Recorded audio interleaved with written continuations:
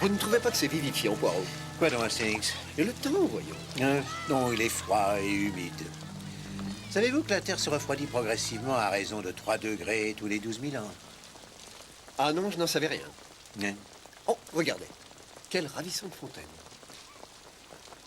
Vous n'êtes pas très exigeant, Hastings. Autrefois, les fontaines étaient beaucoup plus massives, mais raffinées aussi. Et qu'est-ce que vous avez aujourd'hui? Rien ne semble être assez bon pour vous. Je suis au bout du rouleau, Hastings. Au bout du rouleau? Oui. Il est temps que je prenne ma retraite.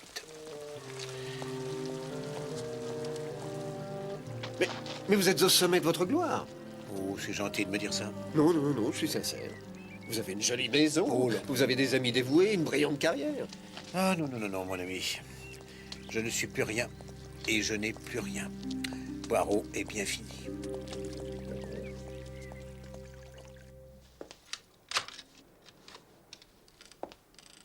Un penny pour le pantin, madame. C'est le 5 novembre qu'on le brûle. Vous êtes en avance d'un mois. Ouais, mais on est venu avant pour éviter la ruée. Mais qu'avez-vous fait du pantin? On l'a laissé devant l'immeuble. Si vous ne me croyez pas, vous pouvez C'est le jeter un vieux coup d'œil. cloporte de l'entrée qui nous a pas laissé l'emmener. Voilà. C'est lui, mettons les voiles. Un sale petit voyou garavou si je vous retrouve ici. Pardon. Il suffit qu'on ait le dos tourné 5 minutes. Vous leur avez fait perdre un penny. Et c'est une bonne chose, sinon on verrait défiler tous les voyous du quartier. Vous exagérez, monsieur Dicker. Bon, j'ai beaucoup de choses à faire. Ces choses-là n'arriveraient pas s'ils avaient des parents responsables. Oh, oui. cela ne fait aucun doute. Et je suis désolée, le devoir m'appelle, monsieur Dicker. Bien sûr, et si vous avez le moindre ennui, n'hésitez pas à faire appel à moi.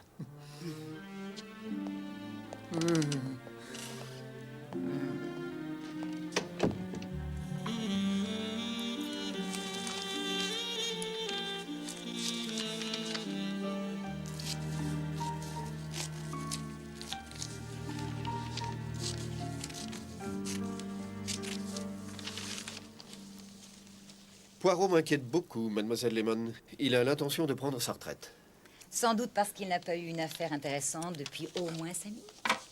Il fallait bien que j'aie mes clés, sinon comment serais-je rentrée? Vous avez l'esprit ailleurs. Mais je pensais à ce qu'on m'a dit sur lui. Oui, c'est un homme entre deux âges. Le problème, c'est que le portier s'est mis à me parler. Il a toujours été un homme entre deux âges. Vous avez vu la photo de lui à son baptême? Une fois par hasard. Il est si sérieux qu'on dirait qu'il s'apprête à faire un discours. Et qu'est-ce qui ressemble à l'orateur dont vous parlez? Oh, rien, il s'agit d'une vieille connaissance, oui, un drôle de type. Enfin, pas si drôle que ça, non, plutôt sérieux même. Il dirige une société. Hastings? Non, en réalité, il... Hastings. Oui, Poirot. Je vais vous emmener faire un tour au bord de la mer. Vos petites cellules grises sont épuisées et votre mécanique a besoin d'une révision générale. Mademoiselle Lemon, c'est l'heure de ma tisane.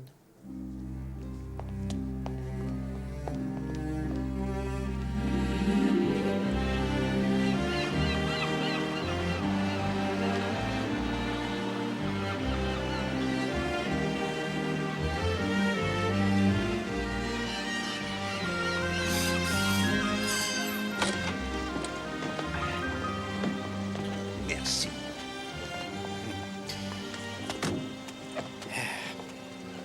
C'est un endroit ravissant. Je me demande où est le golf. Ah non, non, non, non. Vous n'êtes pas assez solide pour ce genre d'effort. Quand vous le serez, je vous le dirai. Je vous assure que je me sens parfaitement en forme.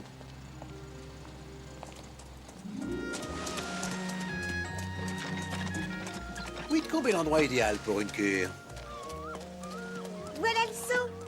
Je suis sûr que vous vous sentez déjà mieux, non? Et nous ne sommes là que depuis une demi-heure. Oui, mais l'air de Whitcomb est réputé, madame. Tenez, regardez les chevaux ici. Leur robe est si éclatante. Ça me rappelle un cheval sur lequel j'avais parié à Cheltenham, parié à 10 contre 1. On l'a attendu en vain à l'arrivée. Vous n'aviez pas trop parié, j'espère. Ah non. Non, non, il s'agit d'une plaisanterie. C'est bien, Sticks. Vous voyez, vous commencez même à faire des plaisanteries. Oui, un de ces jours, il faudra m'expliquer ce qu'il y a de drôle. Ah oui. Hein? Ça, alors, regardez ça, Poirot. Les meilleures enquêtes, une conférence du célèbre inspecteur principal de Scotland Yard, James Japp. Nous ne sommes pas là pour ça, cher Hastings. Nous avons d'autres chats à fouetter. Non, non, non, j'aimerais aller l'entendre. Prix des places, 1 shilling. Oh, mon Dieu, c'est cher payé pour écouter ce cher inspecteur principal. Club des femmes, Sandringham Street, jeudi à 8h30. Quelle coïncidence que Jap soit là.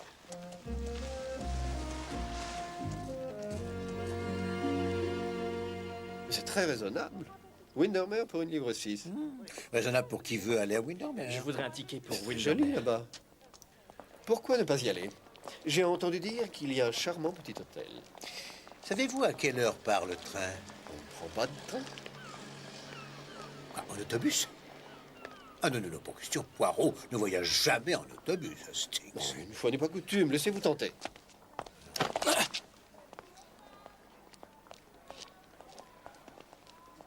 Vous avez vu ça? Quel grossier Je le personnage. trouve plutôt captivant. Comment ce mal appris peut-il vous Parce qu'il intéresser? se laisse pousser lui aussi une moustache, même si le résultat est assez piteux. Vous remarquez toujours les choses les plus inattendues, Poirot. Faut une certaine habileté pour laisser pousser une moustache. Et j'ai de la sympathie pour tous ceux qui s'y emploient.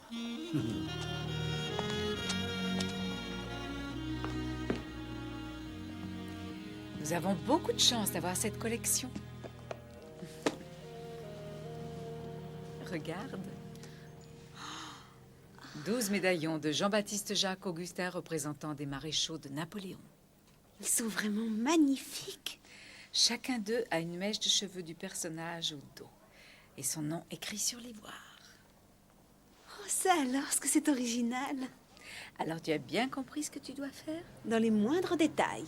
Tout se passera bien. La boîte restera dans ma valise pendant tout le trajet sans que personne ne la voie.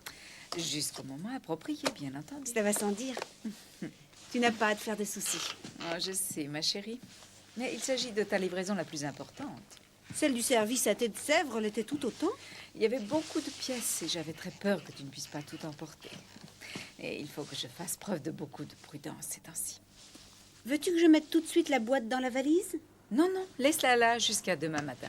À quelle heure part ton autobus? À 9h30. Ne t'en fais pas.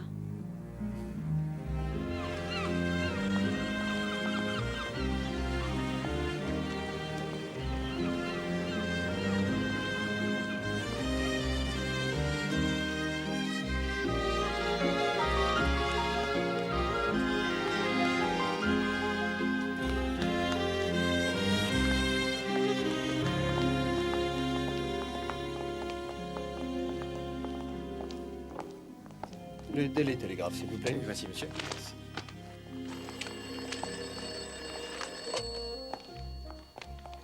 Jap!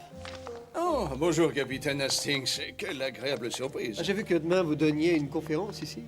Ce soir également à Fleetwood et vendredi à Baron Furnace. C'est pour une œuvre de bienfaisance. Bonjour, Hastings.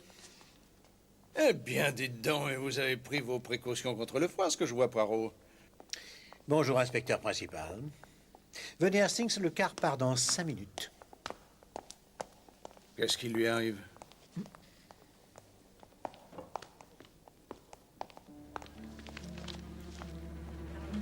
Je serai à Redburn à 12h40. Je ne veux pas être obligé de traîner là-bas. Mais non, je sais. Je sais que tu as la tâche la plus difficile. Ne te fais pas de soucis. Ça va marcher. Je t'attendrai à l'endroit convenu. À moins qu'il y ait un pépin. Non. Écoute, il faut que je raccroche. L'autocar va partir. Mais oui. À toi aussi.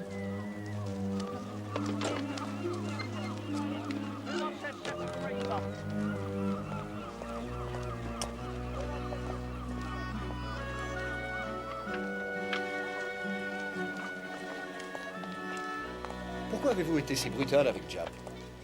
Moi, brutal? Ce n'est pas à cause de ses conférences. Ces conférences. Voilà. Où devons-nous mettre nos bagages? Dans le coffre à l'arrière. Oh, encore pardon. Vous êtes aveugle ou quoi? Quel grossier personnage. Ah, bonjour, mademoiselle.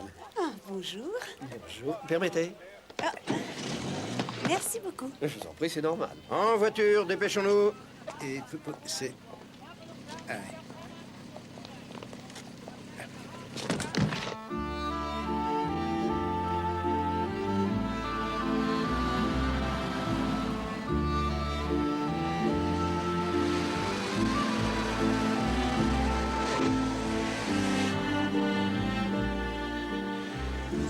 Ainsi, vous travaillez pour votre tante. Oui, nous sommes spécialisés dans les antiquités de valeur. Pour le moment, je ne suis qu'une débutante. Je suis persuadé, mademoiselle, que vous réussirez parfaitement. Certains objets valent parfois de très grosses sommes d'argent. C'est ça qui m'a le plus étonnée. Ma tante a des clients dans le monde entier. Elle doit être obligée de voyager beaucoup. Oh non, pas du tout. Si quelqu'un désire une table d'une époque, ou d'un style particulier, ou une chaise, ou même des porcelaines de Chine, il lui écrit et elle les trouve pour eux. C'est ce qui est arrivé cette fois-ci. Que voulez-vous dire? Ma tante a trouvé un ensemble de médaillons rares pour un collectionneur américain qui est ici en voyage d'affaires. Il m'attend à l'hôtel Windermere. Et si elles lui plaisent, il vous les achètera. Je l'espère, mais il faudra me montrer très prudente au cours du voyage de retour. J'aurai la coquette somme de 1500 livres dans mon sac. Et rien que du liquide.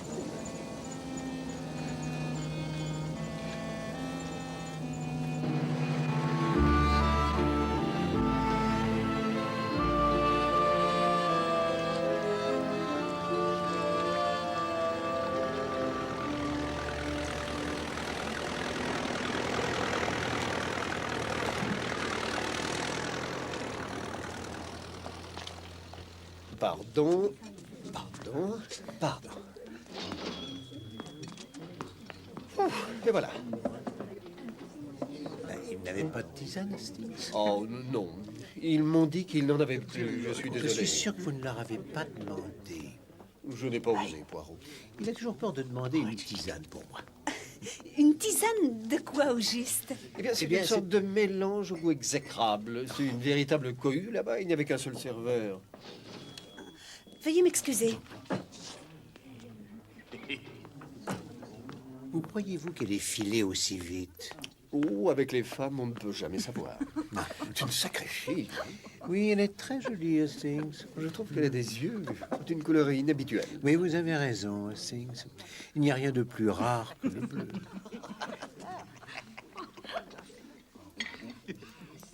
Hastings, pourquoi tous ces gens me fixent du regard et se poussent du coude les uns les autres en riant?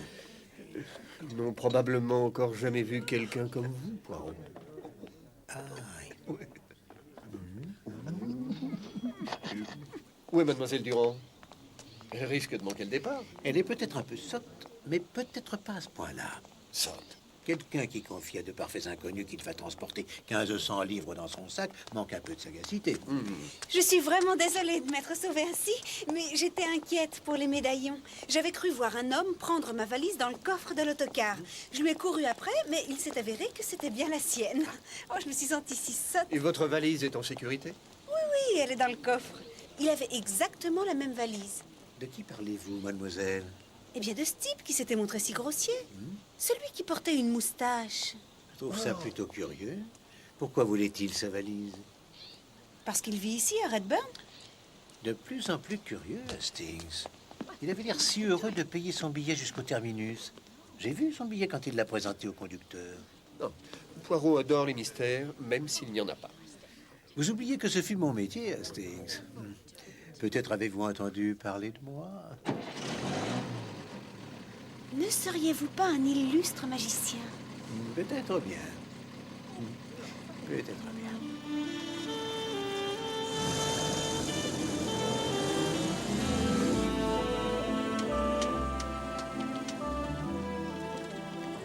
Non, je suis à Redburn. Non, non, tout s'est déroulé comme prévu. Non, aucun problème. Pour l'amour de Dieu, essaye de faire le plus vite que tu peux. Plus tôt on sera sorti de ce pays, et mieux ça vaudra.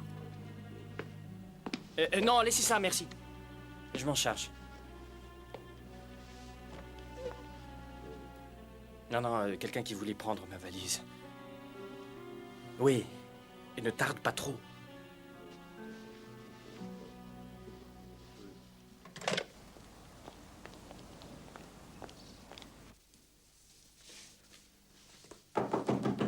Capitaine Hastings? Capitaine Hastings? Je suis vraiment désolée, mais il lui est arrivé une chose épouvantable. Et quoi donc? Ils ont disparu. Vos médaillons? Vite, venez voir. Quand j'ai ouvert ma valise tout à l'heure, les 12 médaillons n'étaient plus dans leur coffret. Regardez, les serrures ont été forcées. Et elles étaient bien fermées? Oui. sais vraiment pas quoi faire. Oh, Poirot, restez là, mademoiselle, et ne vous en faites pas, nous allons arranger ça. Que pouvons-nous faire? Mon ami, je ne suis plus sur la brèche. Hercule Poirot est à la retraite. Et je ne suis pas magicien.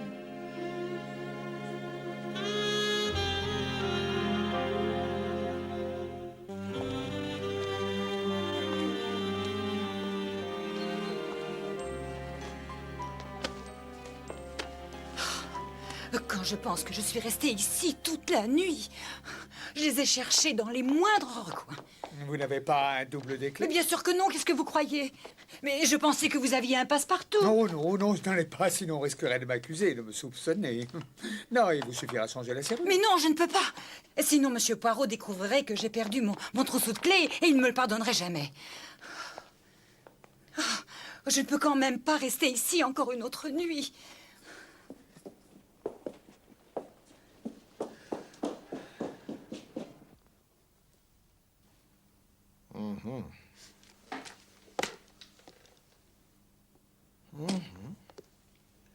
Et vous dites que ces portraits miniatures valent dans les 1500 livres, c'est bien ça? Peut-être même davantage. Écoutez, pendant qu'on perd du temps ici, le voleur risque de s'échapper. Oh, ne vous tracassez pas, il n'ira pas loin. Ce travail nécessite avant tout de la méthode et non de la précipitation. Je viens de parler à Monsieur Wood, l'Américain. Une femme lui a rendu visite il y a 2 heures à peine. Il lui a payé la somme convenue en échange des médaillons. Mais c'était avant qu'on arrive ici. Oh, avec une bonne voiture, elle a pu couvrir la distance rapidement. Oh, tout est ma faute.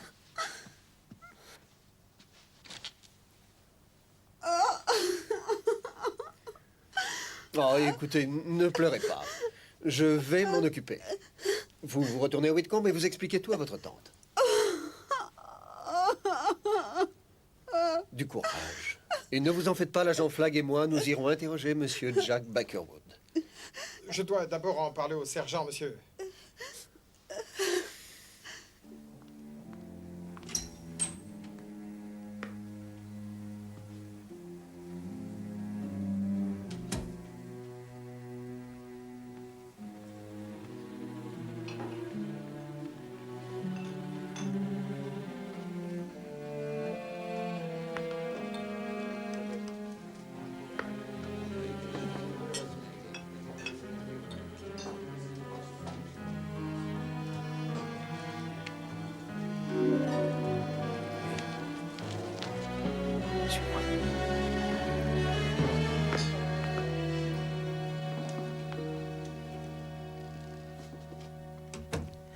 C'est un beau déguisement. J'ai failli ne pas te reconnaître dans cet accoutrement. J'ai fait exprès au cas où on nous aurait suivis. Ah, je suis si heureux de te revoir. J'ai eu si peur qu'on échoue. Tu n'as pas eu de problème pour partir? C'est étonnant, mais tout s'est bien passé. Je suis sortie tranquillement, j'ai pris la voiture et j'ai fichu le camp. J'ai eu une peur affreuse. J'appréhendais d'entendre un cri à tout moment. Je crois bien qu'on a réussi. Jusqu'à présent. Tu es la fille la plus intelligente du monde. Et la plus séduisante aussi.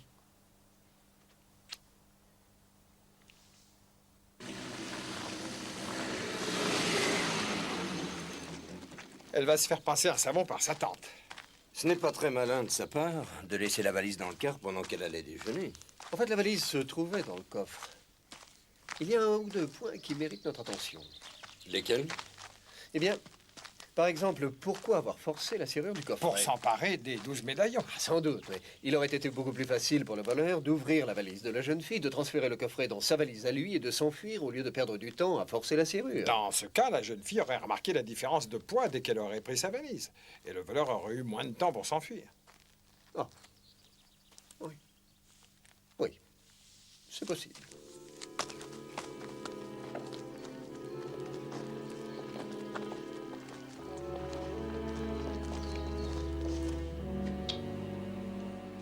C'est vrai, je n'ai eu aucun soupçon. Pourquoi j'en aurais eu? Elle venait de la part de Madame Penn et elle avait les médaillons. Peut-on les voir, monsieur, s'il vous plaît? Certainement. Et il nous faudra également une description de cette femme, monsieur. Une description?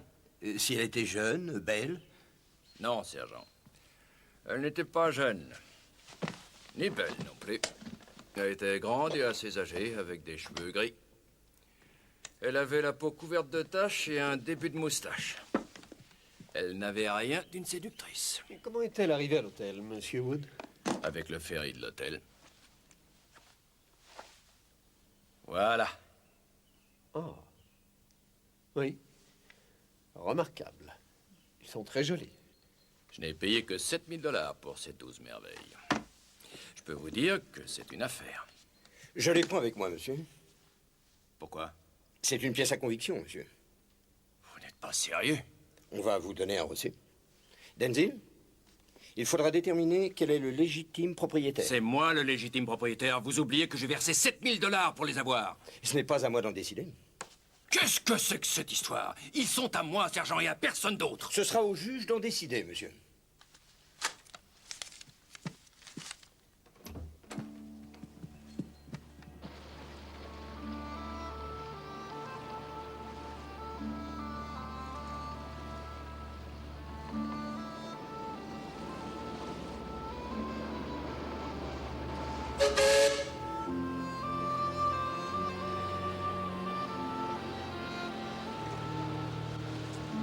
Et pour venir dans la gare, vous êtes obligé de prendre le bateau. Oui, la gare se trouve de l'autre côté du lac. Ah oui, je comprends.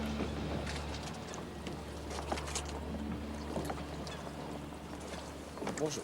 Bonjour. Monsieur Arkwright, Oui, c'est moi.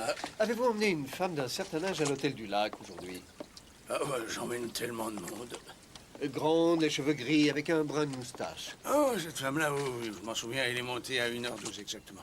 Comment pouvez-vous être aussi précis? D'habitude, le train de Lancaster arrive à 1h, mais aujourd'hui, il était en retard de 10 minutes. Est-ce que ce train s'arrête à Redburn? À Redbird? Oh, bah, non, c'est sur la ligne de Malbrook. J'ai arrêté à Redbird. Oh.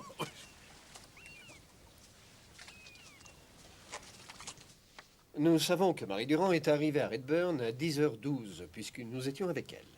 Une heure plus tard, une vieille dame arrive à Windermere avec les médaillons et ils se rendent à l'hôtel des Woods. Et je suis prêt à parier que c'était le type avec la petite moustache déguisée en femme. Il a fort bien pu aller de Redburn à Windermere avec une voiture rapide. Mais la vieille dame n'est pas arrivée en voiture. Et elle a pris le train. Et un train qui ne passe pas près de Redburn. Hastings. Et pourquoi ne portez-vous pas de moustache? Quoi?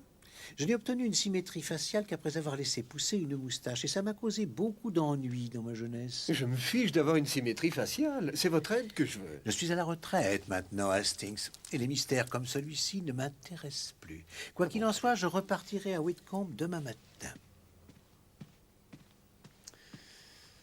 Comme il vous plaira. Hastings, le fait que le passeur ait chargé cette femme à la gare ne signifie pas automatiquement qu'elle soit descendue du train.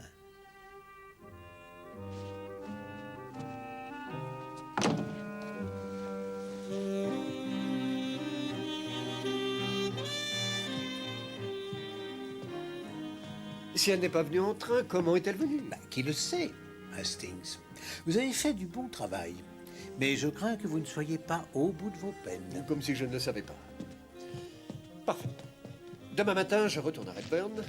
Je veux faire une reconstitution du vol et tout reprendre du début.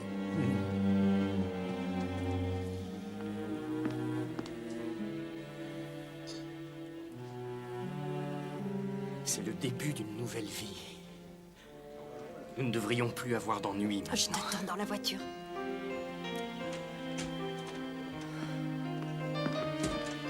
Tenez, monsieur, votre monnaie, le compte y est. Merci. Bon voyage et à très bientôt.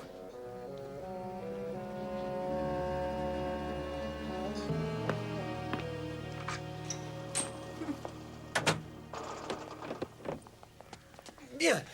À mon avis, c'est ici que tout a commencé. Le type avec la petite moustache avait un complice qui l'attendait avec une voiture et qui l'a conduit à Windermere. Et c'est pendant le trajet qu'il a dû se déguiser. Et il faut une voiture assez puissante pour faire le voyage en si peu de temps. Et sûrement une voiture comme celle-là. C'est notre homme! Arrêtez-vous! Ne t'arrête pas!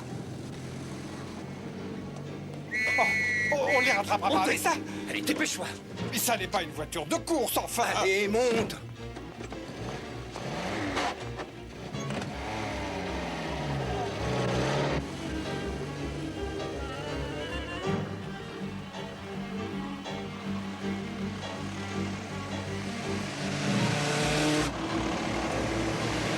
rangez-vous, laissez-nous passer. Dégagez.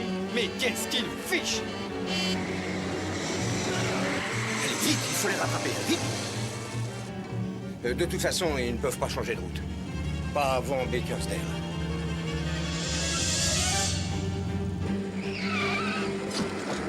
Et ça, qu'est-ce que c'est? Ah, ils n'iront pas loin. On les rattrapera bientôt, c'est un cul-de-sac. La route s'arrête à Hemingscote.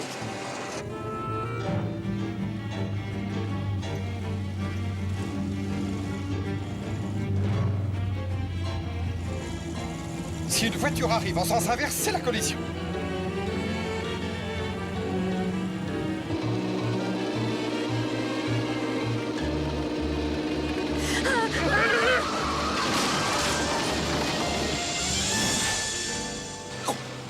Bon sang! Allons voir. Suis-moi, Georges. Allons, venez, madame. Vous, descendez. Pourquoi vous nous poursuivez comme ça?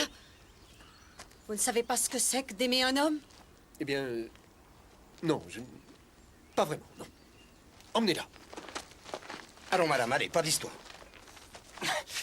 Quoi, c'est encore vous? J'aurais dû m'en douter. Alors, venez.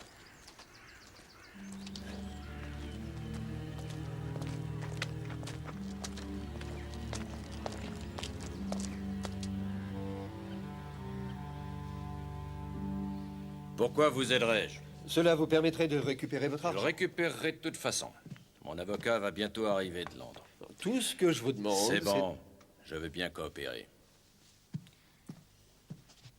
Allez-y.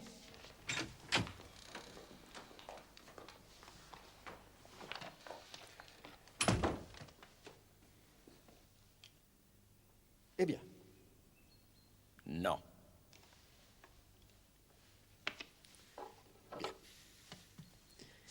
allez-y. ôtez votre chapeau. Eh bien. Non. Attendez, prenez tout votre temps, regardez-les encore. Imaginez ce monsieur habillé en femme, avec un chapeau, une jupe et tout ce qui va Ce n'est avec. pas lui. Mais il a une moustache, et vous avez dit vous-même qu'elle en avait une. La femme qui m'a vendu les médaillons n'avait pas un truc pareil sur le front. Comment ça?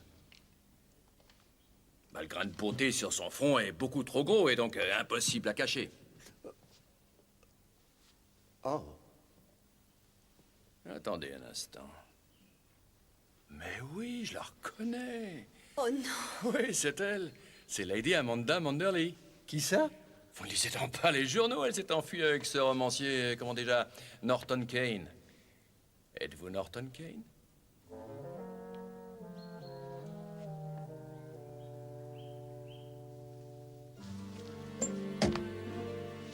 C'est gentil à vous de m'avoir accompagné, monsieur Poirot. Non, pas du tout, ma chère.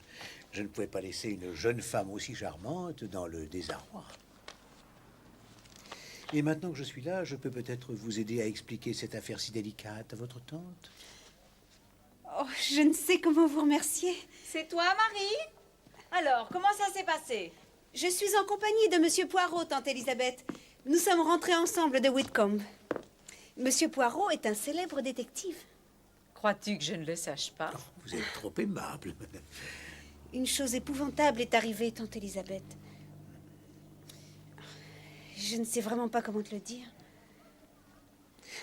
J'ai le regret de vous informer que vos précieux médaillons ont été volés à votre nièce. Volés? Mais comment ont-ils pu être volés? Savez-vous ce qui s'est passé? Le vol s'est produit à Redburn pendant que nous déjeunions à l'auberge. Mais ne vous inquiétez pas, je suis convaincu que les voleurs se retrouveront bientôt sous les verrous. Ne nous dénoncez pas, mon père. Oh non, bien sûr que non. Où comptez-vous aller? Je ne peux pas vous le dire. Bon courage, capitaine Hastings. Oh, merci. Je suis sûre que vous finirez par l'attraper.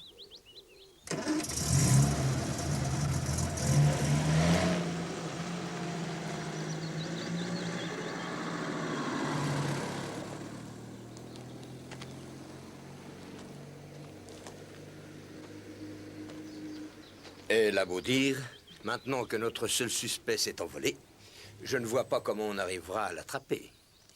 Hein, capitaine Hastings?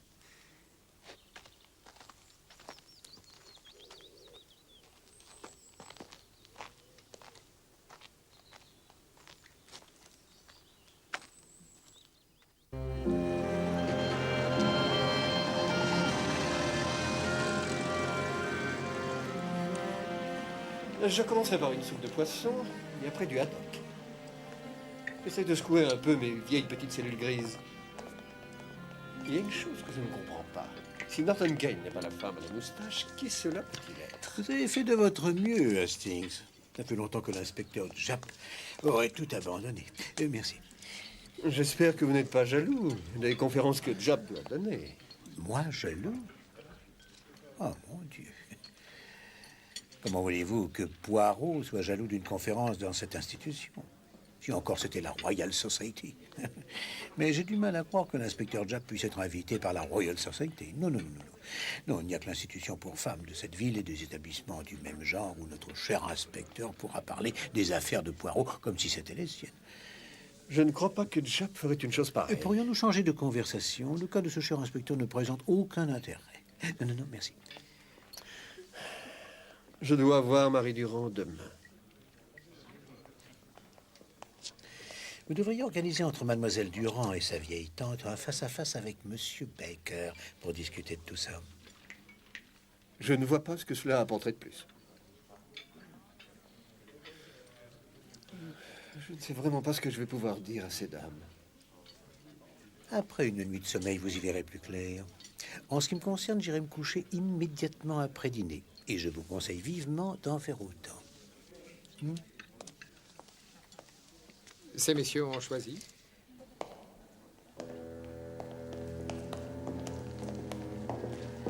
Du feu, s'il vous plaît.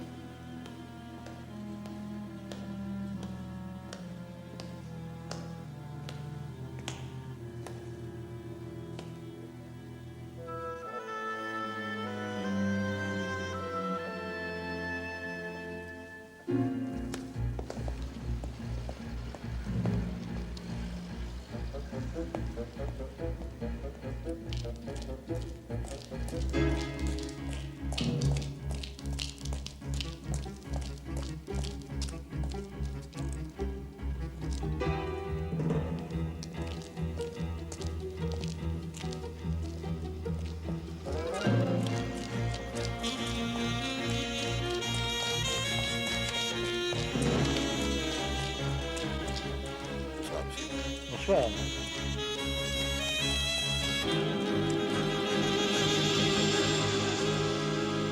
Laissez pas votre fille monter sur les planches, Madame Worthington.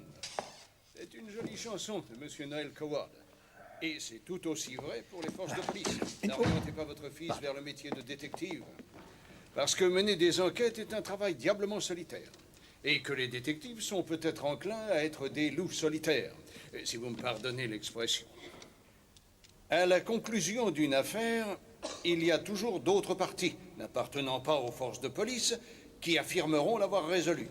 Je fais évidemment référence à ce fléau qui pourrit la vie de nos braves détectives. Je veux parler du limier amateur, ou pire encore, de cette engeance que sont les détectives privés. Le détective privé, mesdames et messieurs, n'est pas ce héros légendaire de la fiction. C'est un homme qui a le plus souvent échoué dans des classes sociales plus dignes et qui possède une curiosité maladive propre à troubler l'ordre établi. Cet homme, dont le bureau miteux se trouve au-dessus d'un bar louche, passe tout son temps vautré dans le monde sordide des divorces et des crimes crapuleux. Mais parmi eux, je le reconnais, il y a une exception. J'ai eu la chance, dans ma carrière, au cours de de la plupart de mes affaires, de travailler en collaboration avec le détective privé le plus extraordinaire. Je veux parler, et permettez-moi d'emprunter un mot à sa langue maternelle, du doyen le plus connu et le plus apprécié de la police belge, Monsieur Hercule Poirot. Et je crois pouvoir affirmer sans avoir peur de me contredire que Hercule Poirot est l'un des esprits les plus originaux du XXe siècle. Intelligent, courageux, sensible, incroyablement vif. Hercule Poirot se situe bien au-dessus des innombrables détectives que j'ai eu le loisir de connaître dans ma carrière.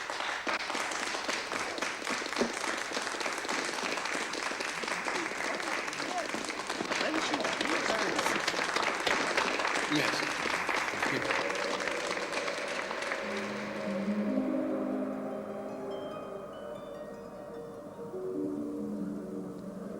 Je suis de plus en plus inquiet pour les clés, mademoiselle Lemon. De l'ordre et de la méthode, mademoiselle Lemon. De l'ordre et de la méthode. Le Lagonda est troué, mademoiselle Lemon. Le jument est au feu et les clés sont en don. Centenaire. 2 garçons sur le feu de joie. Et cette nuit grise, voilà la clé. Il faut reconstituer les phases successives du délire.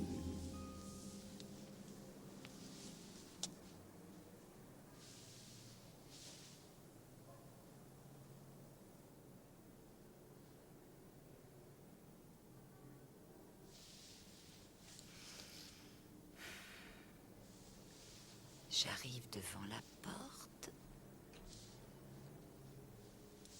Ensuite, je sors les clés de mon sac. J'ouvre la porte. J'arrive dans le hall. Dickers me suit tout en continuant à parler. Il faut savoir se montrer dur avec eux. Tout est une question de bonne éducation. Mais ça marche. Ça marche, ça marche. Allons, Hastings, dites-moi où vous en êtes dans cette affaire. Et Poirot fera de son mieux pour vous venir en aide. Oh, ça ne va pas. Je n'en suis nulle part dans cette affaire. De toute façon, c'est à moi de payer la note, mon cher. On y va.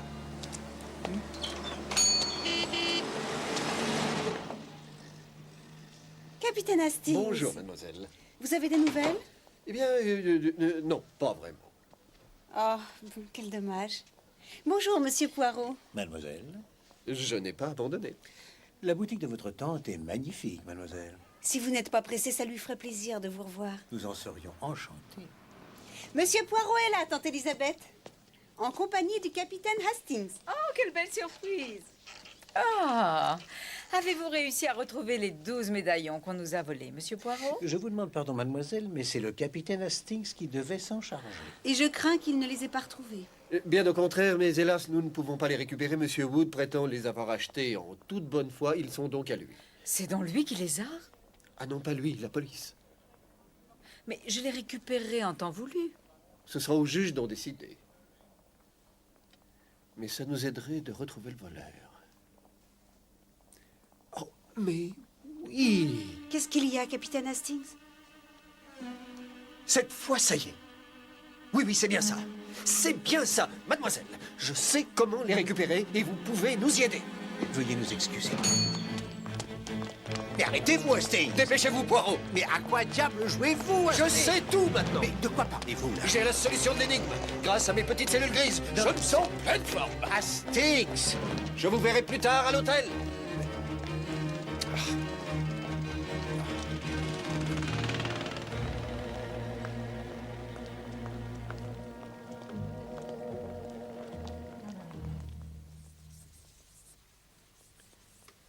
Et c'est alors que j'ai tout compris. Qui savait que Mademoiselle Durand voyagerait avec les médaillons? Qui savait qu'elle s'arrêterait à Redburn pour le déjeuner? Enfin, qui possède une voiture assez rapide? Je n'en sais rien, qui? Jack Bakerwood, évidemment. Vraiment? Je ne crois pas qu'une femme soit venue le voir. Non, je crois plutôt que c'est lui qui s'est emparé des médaillons. Et que faites-vous du passeur? Et tout ce qu'il a dit, c'est avoir embarqué une femme à la gare et l'avoir emmenée à l'hôtel du lac. Je suppose qu'il emmène chaque jour des tas de femmes à cet hôtel. Admettons. Et comment allez-vous procéder? Eh bien, c'est très simple, mon cher. Wood ne connaît ni Mademoiselle Penn, ni Mademoiselle Durand. Je lui ai demandé de venir à Whitcomb. Aussitôt qu'il apercevra cette ravissante jeune fille et sa tante dans son fauteuil roulant... Eh bien quoi? Notre collectionneur américain se sentira mal à l'aise, croyez-moi. Vraiment? Oh, ça ne fait aucun doute. Je suis sûr que même un criminel aussi endurci que lui doit avoir encore des sentiments. Allons-y.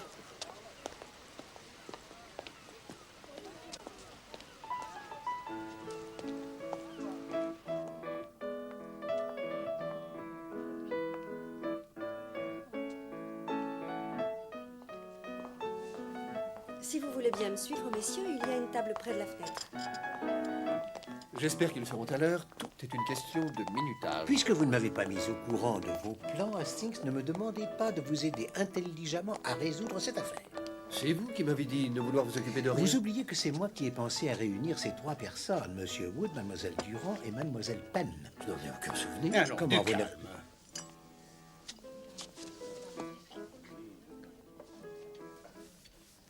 Voici la tienne, ma chérie.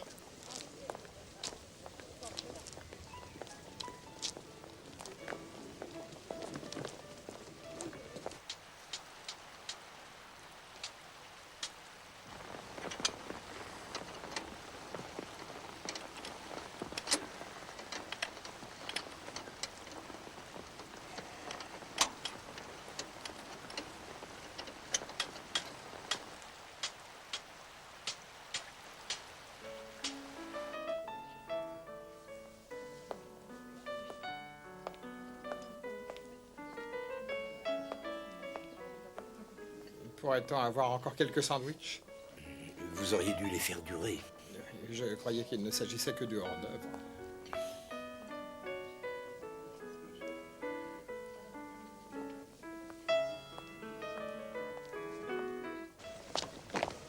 Attention, 1, 2 et 3. Doucement, doucement.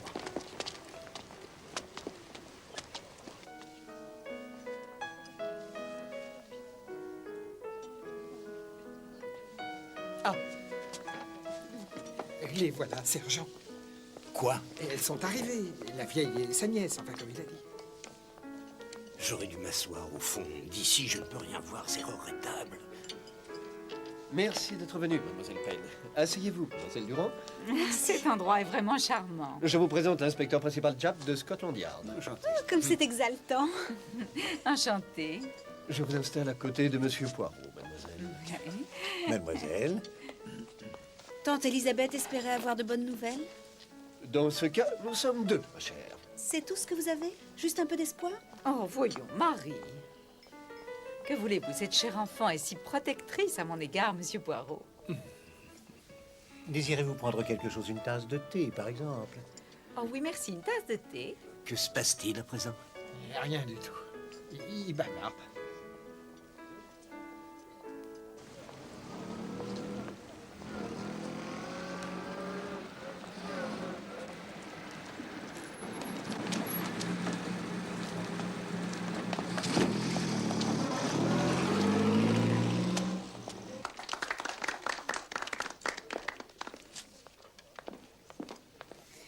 On apprend à être patient quand on est sur une chaise roulante, monsieur Poirot. Je vous crois sur parole, mademoiselle.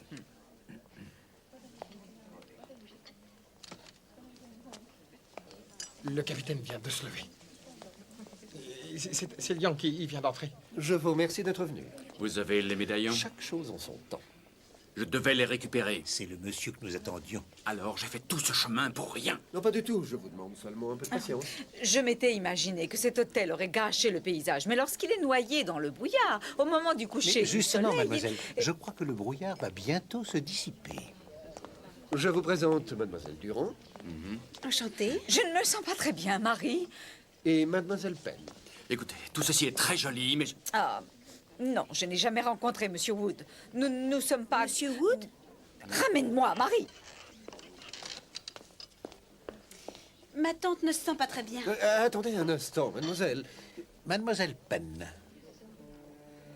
comment saviez-vous qu'il s'agissait de monsieur Wood, mademoiselle Penn? Personne n'a mentionné son nom. Mais enfin, je ne sais pas... Il est impossible que vous le connaissiez.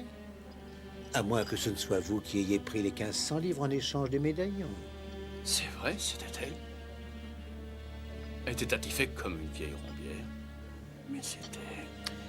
Vous vous êtes grimé de telle façon que tout le monde pense que vous étiez un homme déguisé en femme. N'est-ce pas, mademoiselle Penn? Vous espériez garder l'argent et en même temps récupérer les médaillons comme étant un bien volé. Mais qu'est-ce que... Alors, C'était bien imaginé. Alors, mademoiselle Penn, qu'avez-vous à répondre?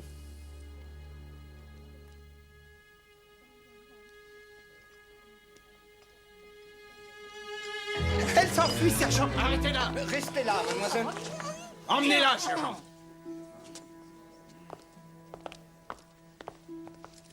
Qu'en dites-vous, mademoiselle?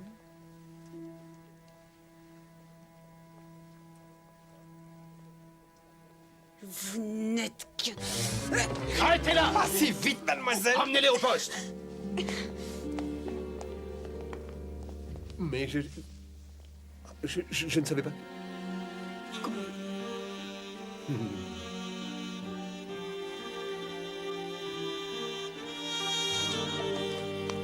Hastings s'est d'abord trompé de piste. Il s'est demandé comment les médaillons étaient allés de Redburn à Windermere. En effet, oui, c'est la vérité. Seulement, il a compris qu'ils n'avaient jamais été à Redburn. Vous êtes magistral, Hastings. Vous avez découvert le déroulement de l'action. Vous savez... Il faut cependant remarquer que vous avez tendu un piège aux faux coupables. Monsieur, Merci. un instant, monsieur. Vous avez oublié votre reçu. Oh, merci beaucoup. Êtes-vous satisfait de votre séjour? Tout à fait. Pardon. Laissez Poirot. Ça vous concerne, mon cher Japp. Le célèbre inspecteur Japp fera une tournée de conférences dans le nord du pays. Vous l'avez toujours su. Voilà pourquoi vous m'avez traîné ici. Non, non, non. C'est seulement le verso de la coupure qui m'intéressait. Je ne savais pas que... Ah oui, perfectionnez votre français. Voyez-vous, mon cher Hastings, le français est une très belle langue, difficile et subtile, et on doit toujours se perfectionner. Même Poirot.